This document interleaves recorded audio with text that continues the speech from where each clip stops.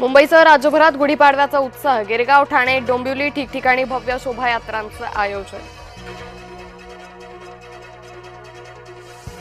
गिरगावात मराठी नववर्षाचं जल्लोषात स्वागत। ढोलताशांच्या गजरानं परिसर दिनादला, तर विविध साहसी खेळ, मल्लखांब, प्रात्यक्षिकांचीही रेलचेल।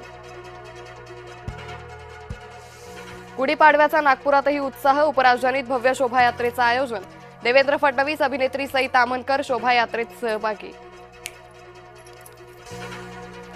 दरवर्षीप्रमाणे यंदाही डोंबिवलीकरांचा अनोखा उत्साह। शोभायात्रेत तरुण तरुणाईसह मराठी कलाकारांचीही मांदियाळी। गुढीपाडव्यानिमित्त ठाण्यातील कोपिनेश्वर मंदिरातून भव्य पालखीचं आयोजन। उपमुख्यमंत्री एकनाथ शिंदेंनी पालखीत सहभागी होत ठाणेकरांचा वाढवला उत्साह। पंतप्रधान नरेंद्र मोदींकडून मराठी नववर्षाच्या शुभेच्छा। एक्स पोस्ट करत मोदींनी मराठीतून दिल्या शुभेच्छा।